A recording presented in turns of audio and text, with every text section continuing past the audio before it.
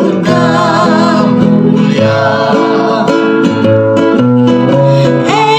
Dan taman yang terindah,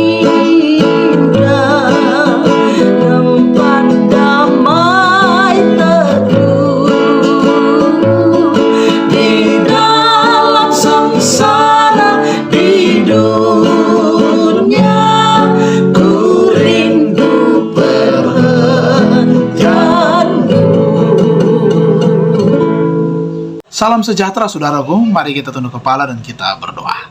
Tuhan di surga, kami rindu untuk belajar lagi firman Tuhan pada saat ini. Diberkatilah kami dengan tuntunan kuasa Roh Kudus. Dalam nama Tuhan Yesus kami persembahkan doa ini. Amin. Nah, firman Tuhan kita pada saat ini berjudul Teladan Ilahi.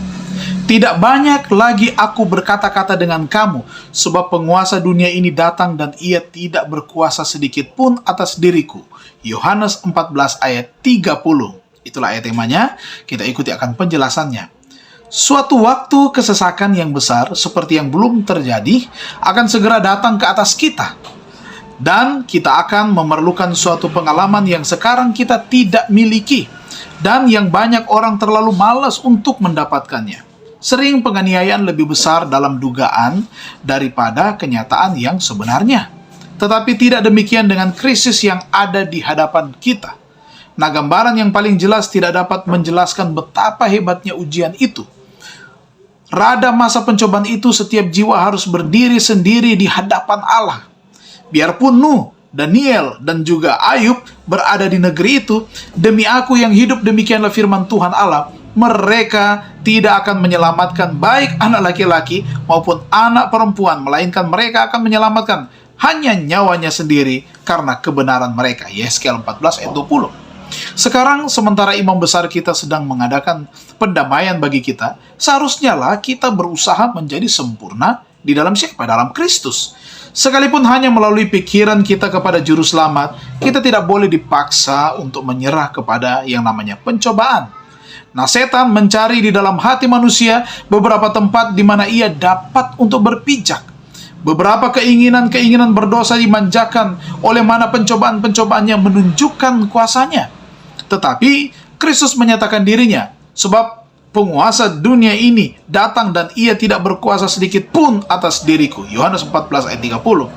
Setan tidak menemukan sesuatu pada anak Allah yang menyanggupkannya memperoleh kemenangan. Ia telah memelihara perintah-perintah Bapanya dan tidak ada dosa di dalam dia yang dapat digunakan setan untuk menjadi keuntungannya. Nah, inilah seharusnya keadaan mereka yang akan berdiri teguh pada waktu kesesakan. Dalam kehidupan inilah kita harus memisahkan dosa dari kita melalui iman kepada darah pendamaian Kristus. Juru selamat kita yang mulia mengundang kita untuk menghubungkan diri kita kepadanya, menyatukan kelemahan kita dengan kekuatannya, kebodohan kita dengan hikmatnya, ketidaklayan kita kepada jasa-jasanya. Pimpinan dan pemeliharaan Allah adalah sekolah di mana kita mempelajari yang namanya kelemah lembutan dan kerendahan hati Yesus. Tuhan selalu menempatkan di hadapan kita tujuan-tujuan hidup yang benar, bukan jalan yang akan kita pilih yang tampaknya lebih mudah dan lebih enak kepada kita.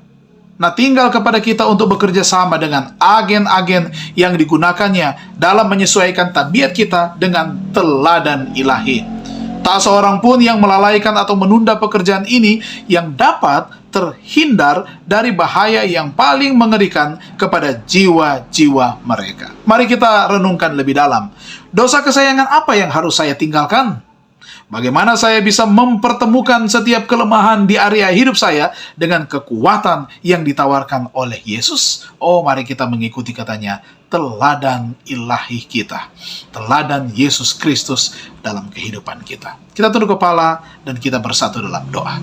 Bapa di surga, kami bersyukur dan berterima kasih kami boleh belajar firman Tuhan pada saat ini. Dan untuk semua kegiatan lagi kami di hari yang baru ini, kiranya Tuhan berkati, kami diberikan hikmat, kebijaksanaan, dan kesehatan, sehingga keberhasilan akan menjadi bagian semua umat-umat Tuhan yang sudah sama-sama berdoa pada saat ini. Secara khusus kami mau doakan untuk saudara-saudara kami yang ada di Sitaro, yang mengalami musibah bencana, korban-korban dari letusan gunung berapi Karangetan. Tuhan, Di sana juga ada umat-umat-Mu yang setia. Biar kiranya perlindungan, penyertaan surga akan menjadi bagian saudara-saudari kami ini, agar mereka dijauhkan dari yang namanya mara bahaya. Dan apa saja kebutuhan mereka, mereka boleh dapat terpenuhi untuk semua kebutuhan-kebutuhan mereka. Pemerintah boleh dapat diberikan hikmat, kebijaksanaan, tindakan-tindakan yang tepat untuk mengatur dan mengurus warga yang terkena bencana. Perlindungan surga akan menjadi bagian umat-umat Tuhan yang ada di sana. Inilah doa dan sembahyang kami. Ampunkan kami dari setiap salah dan dosa. Dalam nama Tuhan Yesus kami persembahkan doa ini. Amin. Tuhan Yesus memberkati kita. Sampai berjumpa kembali.